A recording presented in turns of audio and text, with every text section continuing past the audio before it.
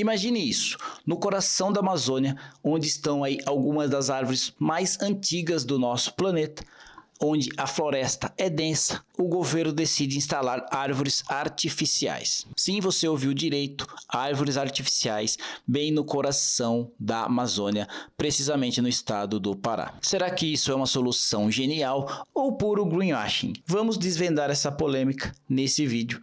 Greenwashing que basicamente seria uma maquiagem para agradar os líderes mundiais que visitarão a COP30 no mês de novembro em Belém. Isso gerou debate aí nas redes e entre as comunidades locais. Rapidamente aí o governo mudou o termo de árvores artificiais para jardins suspensos, mas isso não acalmou a população local, que de certa forma ficou indignada, não só pelo fato de se utilizar aí o nome de árvores artificiais, mas também pelo fato de que em plena floresta amazônica se utilize aí de árvores ou de jardins feitos à base de vergalhão e com plantas penduradas nesses vergalhões. Então fica aí no vídeo até o final que você vai entender o que aconteceu e como foi essa polêmica aí que aconteceu na cidade de Belém do Pará. História, deixa aqui nos comentários que eu vou ficar feliz em saber o que você pensa sobre essa história. Eu sou Leandro Ribeiro e esse é mais um vídeo aqui do canal Projetudo TV. Não deixe de se inscrever aí se gostar desse vídeo.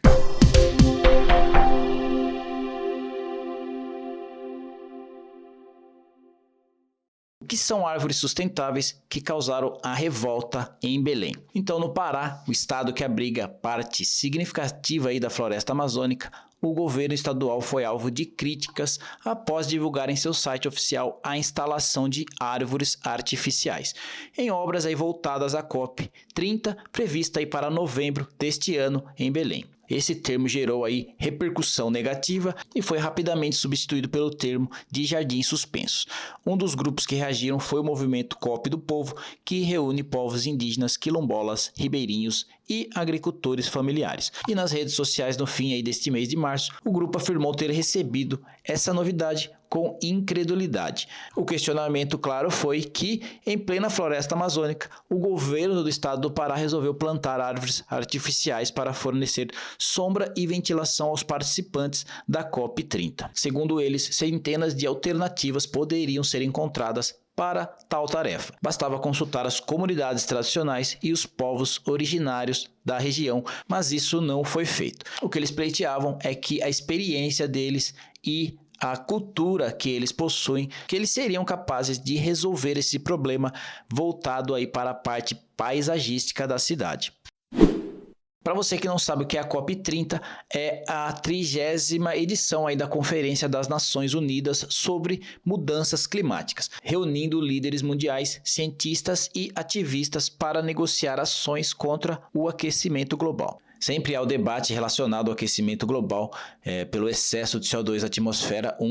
Uma parte aí da sociedade afirma que isso prejudica e está afetando as mudanças climáticas, e um outro grupo afirma que isso aconteceria naturalmente de uma forma ou de outra. Há polêmica, há controvérsia sobre o tema, mas o fato é que vai haver essa Conferência das Nações Unidas, a 30ª edição, em Belém do Pará. Será realizada aí em novembro de 2025 e vai ser a primeira vez que essa conferência vai ser realizada na Amazônia. Para você ver como o mundo é controverso por si só, a primeira vez que a reunião sobre mudanças climáticas é realizada na Amazônia, utilizam-se de árvores artificiais. Parece até uma piada. Seria cômico se não fosse trágico. Então, o principal objetivo dessa reunião é avaliar o progresso dos países no cumprimento do Acordo de Paris, que é limitar o aquecimento global a 1,5 graus, e também pressionar por metas mais ambiciosas. Bom, ela se torna histórica aí por ocorrer na Amazônia, que é o bioma crítico para o clima global. A floresta amazônica influencia o clima global e qualquer alteração que ocorre na floresta amazônica vai afetar o mundo como um todo. Se você não sabe o que está acontecendo na Amazônia, o processo de savanização da floresta amazônica, clica aqui nesse link que você vai acompanhar essa história, o que está acontecendo na nossa floresta. Há uma pressão e uma expectativa aí para que o Brasil apresente resultados concretos contra o desmatamento, e projetos como Jardins Suspensos revelam tensões entre imagem verde e ações reais. E ela se torna muito importante porque as decisões da COP30 afetarão diretamente o futuro da Amazônia, políticas ambientais do Brasil e no mundo, e claro, o seu bolso, porque a crise climática afeta diretamente no custo de vida mais alto. E em relação às árvores artificiais, que recebeu o nome de jardins suspensos posteriormente, são estruturas metálicas com plantas que foram apresentadas como árvores. As estruturas foram instaladas em avenidas de Belém que passam por obras de revitalização para o encontro da COP30. Inicialmente chamadas de ecoárvores e árvores artificiais, as construções têm formato que remete a árvores e foram feitas com vergalhões reaproveitados de construções. O governo alterou a nomenclatura após a repercussão negativa e a publicação original na Agência Pará, ligada ao governo estadual, foi modificada após as críticas. Então o termo árvores artificiais foi removido e substituído por jardins suspensos. E você que está assistindo esse vídeo aí, qual é a sua opinião sobre esse fato? Digita aqui nos comentários que eu vou ficar feliz em saber qual é o seu pensamento aí sobre isso. Bom, e eles foram consultar aí a responsável por esse projeto, a arquiteta Naira Carvalho, da CEOP, aí, que é a Secretaria de Obras Públicas do Pará, e ela deu a seguinte informação. O projeto busca contornar a falta de solo nas áreas de intervenção. Segundo a arquiteta, a proposta foi inspirada em soluções urbanas de Singapura para locais onde o plantio tradicional é inviável, disse então a arquiteta aí ao site da Agência Pará.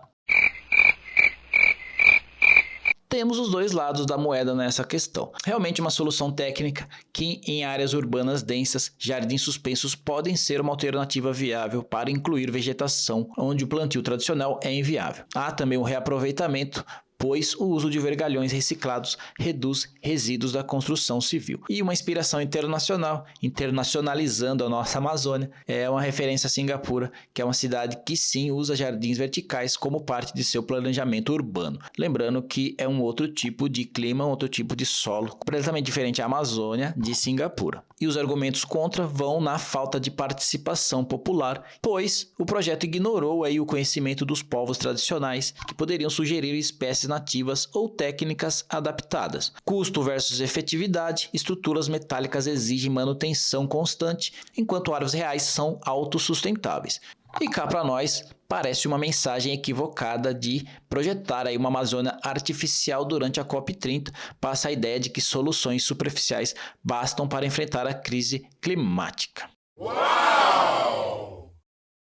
Muitos acusam de ser aí um greenwashing que, por definição, é a lavagem verde. Seria aí uma estratégia de marketing enganosa em que empresas, governos ou instituições fingem ser sustentáveis para melhorar a sua imagem, mas na prática suas ações têm pouco ou nenhum efeito ou benefício aí para o meio ambiente. É a tradicional politicagem para passar a imagem de que estão se preocupando com o meio ambiente, quando na verdade estão apenas maquiando a situação. Podemos identificar aí os greenwashes, então, com exemplos clássicos. Então, quando você vai na prateleira do mercado e vê produtos com os termos aí ecoamigo, 100% natural, verde, sem certificação ou explicação concreta, pode estar sendo alvo de greenwashing. Lembrando que os produtos das prateleiras dos supermercados estão abarrotados desses greenwashes aí, que são essa imagem, tentando vender a imagem de uma empresa preocupada com o meio ambiente, mas que na prática não estão de fato ajudando em nada. Quando uma marca, por exemplo, de bebida aí diz reciclar garrafas, mas ela é a maior poluidora de plástico do mundo. Então ela usa aí que está diminuindo o vidro, mas em contrapartida está inserindo muito plástico no meio ambiente. Isso é um exemplo também desse greenwashing. Esse caso de Belém do Pará pode ser sim greenwashing, pois essa substituição simbólica, que é usar aí estruturas metálicas como árvores em plena Amazônia, passa a ideia de solução verde, enquanto o desmatamento real continua com força. Então, na impossibilidade ou na incapacidade do governo resolver o problema, ele resolve maquiar a situação para passar uma imagem ao mundo de que ele está preocupado. O projeto claramente foi feito para impactar os visitantes da COP30, mas não para resolver os problemas locais, como ilhas de calor ou falta de áreas verdes. E claro, os termos manipuladores aí que trocaram o termo árvores artificiais por jardins suspensos após as críticas, que mostra mais a preocupação com a narrativa do que com a sustentabilidade de fato. É ou não é o greenwashing na floresta amazônica? Se você acha que essa ideia foi uma ideia bacana, digita aqui para mim artificial. E se você acha que foi uma ideia totalmente desrespeitosa e uma ideia enganosa por parte do governo, digita aqui para mim natural, que eu vou saber a sua opinião. Então esse foi o vídeo de hoje sobre esta polêmica que ocorreu aí na nossa floresta amazônica em Belém do Pará, que vai receber a COP30 aí no mês de novembro, e a população local que acabou aí reclamando por não ser consultada ou não ser solicitada relacionado aí a esta questão do paisagismo de Belém do Pará. Então esse foi o vídeo de hoje, muito obrigado pela companhia aqui, não se esqueça de se inscrever no canal e dar aquela curtida aí, isso ajuda muito a gente a crescer na plataforma para estar trazendo aí cada vez mais vídeos para todos vocês. Muito obrigado, até a próxima.